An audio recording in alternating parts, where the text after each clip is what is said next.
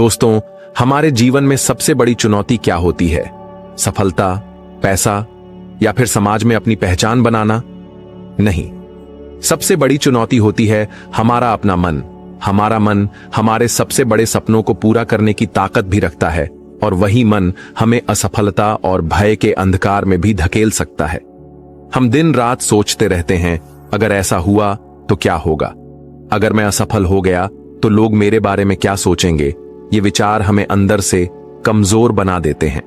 क्या आपने कभी सोचा है कि हमारे विचार हमें नियंत्रित क्यों करते हैं? क्या हम अपने विचारों को नियंत्रित नहीं कर सकते? क्या कोई तरीका है जिससे हम इस बेचैनी, इस मन की बकबक को शांत कर सकें? आज मैं आपको एक ऐसी कहानी सुनाने जा रहा हूं जो न सिर्फ इस सवाल का जवाब देगी, बल्कि आपको अपने जीवन में मानसिक शांति और सफलता की नई दिशा भी दिखाएगी। तो चलिए इस अनमोल कहानी की ओर बढ़ते हैं और सीखते हैं कि कैसे हम भी अपने मन को नियंत्रित कर सकते हैं और जीवन में सच्ची शांति और सफलता प्राप्त कर सकते हैं। किसी नगर में एक युवक रहता था जिसका नाम विक्रम था। वह देखने में तो बहुत ही होशियार और कर्मठ था, लेकिन उसके मन में हर समय विचारों का तूफान चलता रहता था। उसकी सबसे बड़ी समस्या यह थी कि वह अपने विचारों को नियंत्रित नहीं कर पाता था। उसका मन हर समय भटकता रहता था। उसके मन में हर समय कोई ना कोई नकारात्मक विचार चलते रहते थे। उसके मन की बकबक कभी शांत नहीं होती थी। वो सोचता कुछ और था, लेकिन उससे हो कुछ अलग ही जाता था। कभी वो अपने अतीत के बारे में सोचता था कि काश मैंने ये कदम उठा लिया होता तो आज मेरा जीवन कुछ और ही होता। या फिर वो अपने भविष्य के बारे में सोचता रहता कि कहीं भविष्य में ऐसा हो गया तो क्या होगा, कहीं मैं असफल हो गया तो क्या होगा, अगर मुझसे कोई गलती हो गई तो लोग मेरा मजाक उड़ाना शुरू कर देंगे। और ऐसे ही कई सारे नकारात्मक और असफलता से भरे विचार उसके मन में आते रहते थे। विक्रम हमेशा ही अपने विचारों में खोया रहता। वो अपने विचारों से मुक्ति पाना चाहता था। विक्रम चाहता था कि उसके मन में कोई फालतू का विचार ना आए, लेकिन उसके चाहने से कुछ नहीं होता था, क्योंकि उसके मन में विचारों का सैलाब हमेशा चलता रहता था। एक दिन इस समस्या से तंग आकर वह नगर से दूर एक जंगल में चला गया। वहां उसे एक शांत और तपस्वी बौद्ध भिक्षु मिले। विक्रम उनके पास जाकर अपने जीवन की एक घटना बताता है, और वो उन्हें यह भी बताता है कि उस घटना ने उसके दिमाग और उसके मन पर किस प्रकार प्रभाव छोड़ा। विक्रम ने कहना शुरू किया कि बचपन में मैं बहुत ही निर्भीक बच्चा हुआ करता था। मुझे किसी का कोई डर नहीं था। कोई भी काम मैं बड़ी आसानी के साथ कर लेता था। न मैं उसके परिणाम के बारे में सोचता था, और न ये सोचता था कि यह काम अगर मैं करूंगा तो लोग क्या कहेंगे। लेकिन कुछ सालों पहले आर्थिक रूप से मजबूत होने के लिए मैंने कुछ धन घर वालों से लेकर एक नया काम शुरू करने का सोचा। उस काम के बारे में मुझे सभी ने राय दी कि इस काम में ज्यादा मुनाफा नहीं होगा, तुम्हें नुकसान हो सकता है। मेरे घर वालों ने भी मुझे समझाया, लेकिन मैं अपनी बात पर अड़ा हुआ था और उस काम को करना चाहता था। और जब मैंने जिद की तो घर वालों ने कुछ धन मुझे दे दिया। उस धन से मैंने उस काम की शुरुआत की, लेकिन दुर्भाग्यवश उस काम में मुझे हानि का सामना करना पड़ा। मुझे बहुत नुकसान हुआ। मेरा सारा धन खत्म हो गया था। मैं पहले से ही परेशान था, और इस पर मेरे घर वालों ने मुझे कहना शुरू कर दिया, डांटना शुरू कर दिया कि हमने तुम्हें पहले ही माना किया था, लेकिन तुमने हमारी कोई बात नहीं मानी। अब अपने कर्मों को अपने आप भुगतो। ये घटना मेरे जीवन की एक ऐसी घटना बन गई जिसने मेरे जीवन को पूरी तरह से परिवर्तित कर दिया। अब जो भी काम मैं करने की सोचता हूं तो मेरे मन में एक डर समा जाता है। या तो मैं ये सोचता हूं कि लोग क्या कहेंगे, कहीं मैं नाकामयाब हो गया तो मेरे घर वाले मुझे डांटेंगे तो नहीं। या फिर भविष्य के बारे में सोचता हूं कि अगर ये काम नाकामयाब रहा तो फिर मैं आगे क्या करूंगा, कहीं ये धन भी खत्म हो गया और मेरा नुकसान हो गया तो उस हानि की भरपाई मैं कैसे कर पाऊंगा। और ऐसे ही विचारों की वजह से मैं कोई भी काम शुरू नहीं कर पाता, और मेरे मन में इन्हीं विचारों की बकबक चलते रहती है। मैं बहुत परेशान हो गया हूं। मैं इन विचारों से छुटकारा चाहता हूं। मैं अपने मन की बकबक को शांत करना चाहता हूं। मैं जानता हूं कि नकारात्मक विचार हैं, लेकिन फिर भी इनसे छुटकारा हासिल नहीं हो पाता। हर दिन मेरे मन में हजारों विचार चलते रहते हैं, और ये कब होता है, क्यों होता है, मुझे कुछ पता ही नहीं चलता। बहुत देर बाद मुझे एहसास होता है कि मैं क्या करने बैठा था और मैं क्या कर रहा हूं। मेरे मन के विचार मुझे कहां बहा ले जाते हैं, इसका मुझे एहसास ही नहीं होता। और जब एहसास होता है तब तक बहुत वक्त बीत चुका होता है और फिर से यही प्रक्रिया चलती रहती है। मैं चाहता हूं कि मेरे मन में एक भी विचार ना आए। जब मैं चाहूं तभी मेरे मन में विचार आए। ये बातें सुनकर बौद्ध भिक्षु ने मुस्कुराते हुए विक्रम से कहा कि किसी भी समस्या का समाधान तभी निकाला जा सकता है जब हम उस समस्या की जड़ तक पहुंच जाते हैं, समस्या को ठीक से समझते हैं और जानते हैं। इसके बाद बौद्ध भिक्षु ने कहा कि जिस मन को तुम खाली करना चाहते हो, क्या तुमने उस मन को कभी भी थोड़ा बहुत समझने की कोशिश की है, थोड़ा बहुत जाना है? यह सुनकर विक्रम ने कहा कि गुरुदेव, मैंने अपने मन को जानने की बहुत कोशिश की है, लेकिन मैं जितना ही इसके बारे में जानने की कोशिश करता हूं, मेरा मन उतना ही रहस्यमय हो जाता है। यह सुनकर बौद्ध भिक्षु ने उसी वक्त विक्रम को एक घड़ा देते हुए कहा कि जाओ, इस घड़े में छोटे छोटे पत्थर भरकर लेकर आओ। फिर वो युवक वहां से गया और उस घड़े में छोटे छोटे पत्थर भरकर उस बौद्ध भिक्षु के पास लेकर आ गया। बौद्ध भिक्षु ने उसी वक्त मुस्कुराते हुए कहा कि इस घड़े को तुम अपना मन समझो और इस घड़े में भरे पत्थरों को अपने विचार समझो। अब इस घड़े में और पत्थर डालो। उस युवक ने घड़े में और पत्थर डालने शुरू कर दिए। क्योंकि घड़ा पहले से भरा हुआ था तो एक दो पत्थर डालने के बाद बाकी सारे पत्थर नीचे गिरने लगे। फिर बौद्ध भिक्षु ने विक्रम को सचेत करते हुए कहा कि रुको, जरा ध्यान से देखो। अब घड़े में पत्थर नहीं आ रहे हैं, बल्कि पत्थर नीचे गिर रहे हैं, क्योंकि ये एक घड़ा है और इसमें जो आ सकता था वो आ चुका है। अब इसमें और पत्थर नहीं आ पाएंगे। अगर दूसरे पत्थर डालने हैं तो पहले वाले पत्थरों को निकालना होगा। यह सुनकर उस युवक ने कहा कि गुरुदेव, मैं आपकी बात समझ गया हूं कि आप मुझे क्या बताना चाहते हैं। हमें अपने मन को विचारों से खाली कर देना होगा। यह सुनकर बौद्ध भिक्षु मुस्कुराने लगे और कहा कि पहले मेरी पूरी बात तो सुन लो, उसके बाद मन को खाली कर लेना। फिर बौद्ध भिक्षु ने उस युवक को कहा कि हमारा मन एक घड़े के बिल्कुल उल्टा है, क्योंकि घड़े को तो तुम पत्थरों से भर सकते हो, लेकिन मन को विचारों से नहीं भर पाओगे, क्योंकि मन तो हमेशा खाली रहता है। यह सुनकर उस युवक ने कहा कि गुरुदेव, मुझे आपकी बातें कुछ समझ में नहीं आ रही हैं। मन अगर खाली रहता है तो फिर हम उसे खाली करना क्यों चाहते हैं? फिर मन को खाली करने की क्या आवश्यकता है? इस पर बौद्ध भिक्षु ने उससे कहा कि इस घड़े से एक एक करके पत्थरों को बाहर निकालो।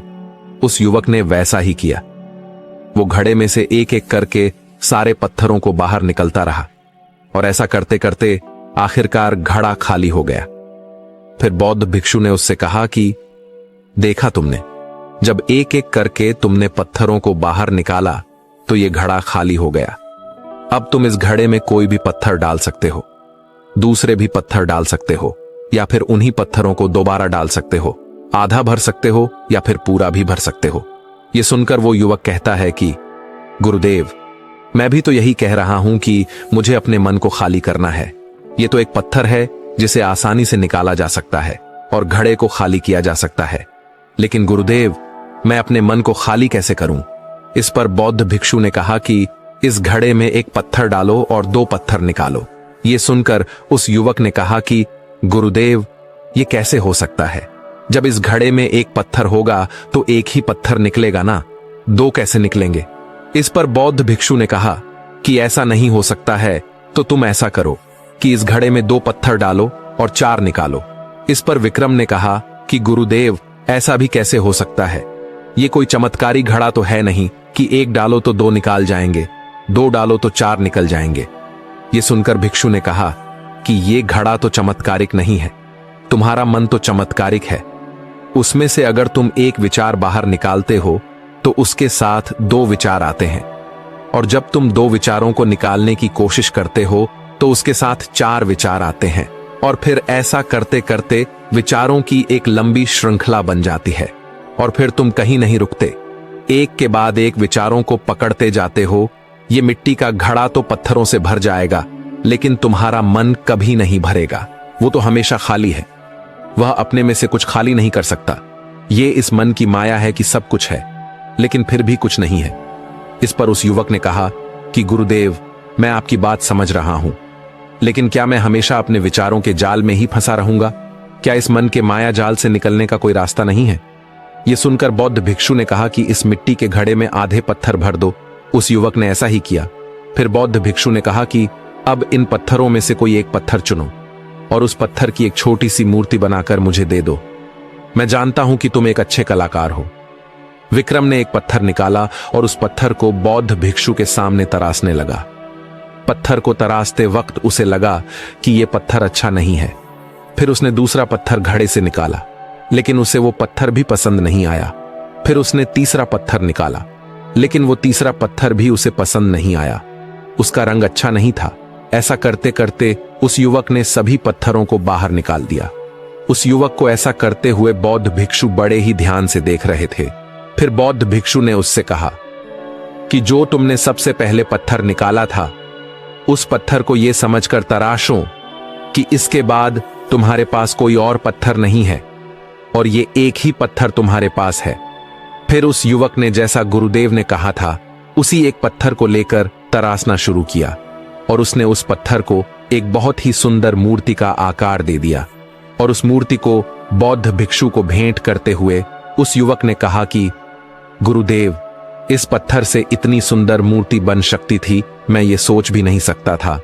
उस युवक की बात सुनकर बौद्ध भिक्षु ने कहा कि जब तुम्हारे पास और कोई दूसरा विकल्प नहीं होता है, तब हम उस विकल्प में ही संपूर्ण ऊर्जा लगाते हैं और उसी को सबसे बेहतर बनाते हैं। और जब हमारे पास कई सारे विकल्प होते हैं तो हम पत्थर चुन भी नहीं पाते और मूर्ति बन भी नहीं पाती। हमारा मन भी एक विचार के पीछे हजारों विकल्प खोल कर रख देता है और एक मुख्य विचार को छोड़कर उन हजारों फालतू के विचारों में उलझ कर रह जाते हैं। फिर उस युवक ने कहा, गुरुदेव, मैं आपकी बातों को बहुत अच्छे से समझ गया हूं, लेकिन अब मुझे क्या करना चाहिए? कृपया आप मेरा मार्गदर्शन करें। भिक्षु ने उस युवक से कहा कि मन को खाली करना, साफ करना 1-2 दिन का काम नहीं है। यह बहुत लंबे प्रक्रिया है।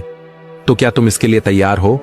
वो युवक कहता है कि जी गुरुदेव, मैं तैयार हूं, चाहे कितने भी लंबी प्रक्रिया क्यों ना हो। यह जवाब सुनकर बौद्ध भिक्षु ने कहना शुरू किया कि सबसे पहले तो तुम ये समझो कि मन हमारा दुश्मन नहीं है। हमें मन से कोई चीज निकालना नहीं है। यह ख्याल ही निकाल दो कि तुम्हें मन को खाली करना है। तुम जितना ही अपने विचारों को रोकने की कोशिश करोगे, विचार दुगनी ऊर्जा के साथ तुम पर आक्रमण करेंगे। ध्यान रहे, मन एक बच्चे की तरह होता है।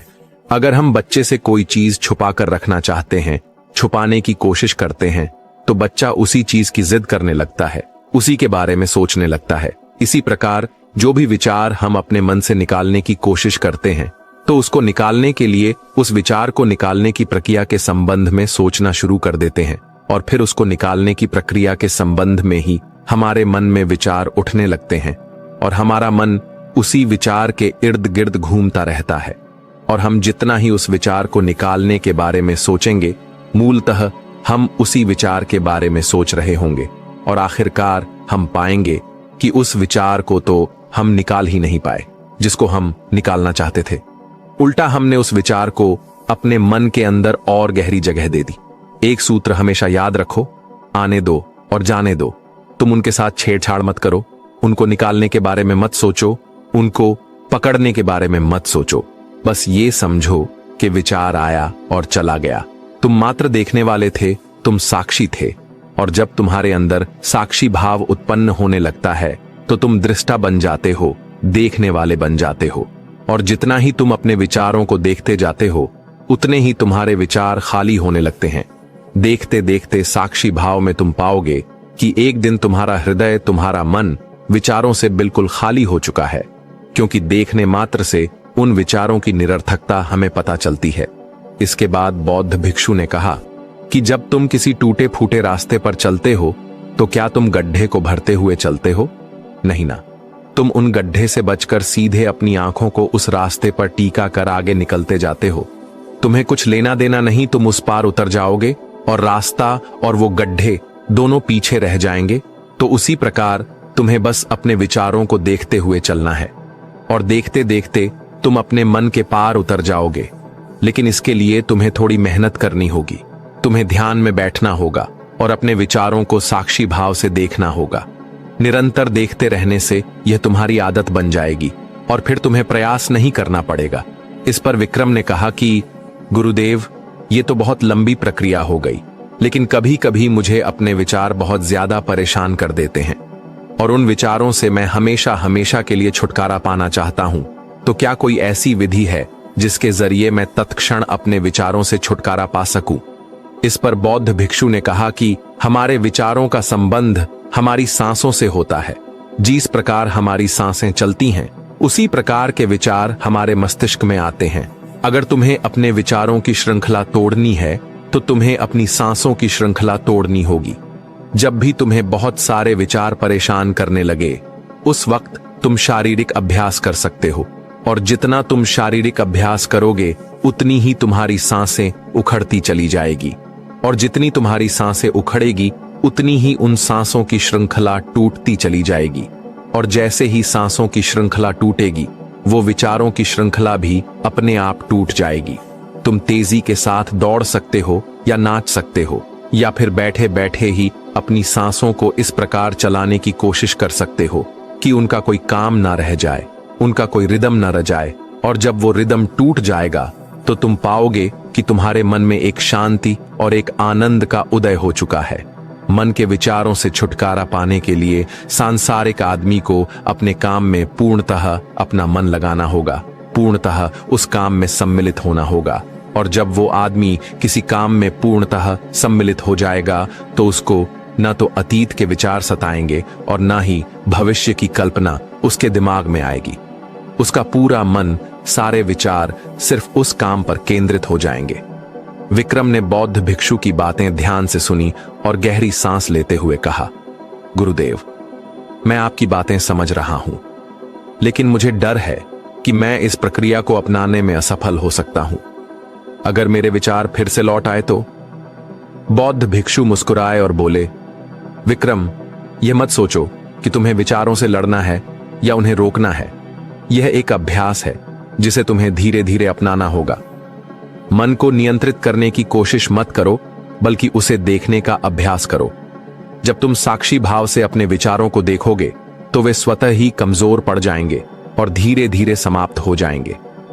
उस दिन से विक्रम ने बौद्ध भिक्षु की बातों का अनुसरण करने का निर्णय लिया। उसने प्रतिदिन ध्यान साधना शुरू की। जब भी कोई विचार आता तो वह उसे रोकने की कोशिश नहीं करता, बल्कि बस उसे देखता और स्वीकार करता। धीरे धीरे उसने महसूस किया कि विचार आते हैं और फिर चले जाते हैं, ठीक वैसे ही जैसे बादल आसमान में आते हैं और फिर विलीन हो जाते हैं। शुरुआती दिनों में यह प्रक्रिया उसके लिए कठिन थी। जब भी वह ध्यान लगाने बैठता तो उसका मन पुरानी यादों, असफलताओं और भविष्य की चिंताओं में खो जाता। लेकिन बौद्ध भिक्षु की सलाह उसे याद थी, आने दो और जाने दो, केवल साक्षी बनो। एक दिन जब वह ध्यान कर रहा था, अचानक उसके मन में वही पुरानी घटना याद आ गई।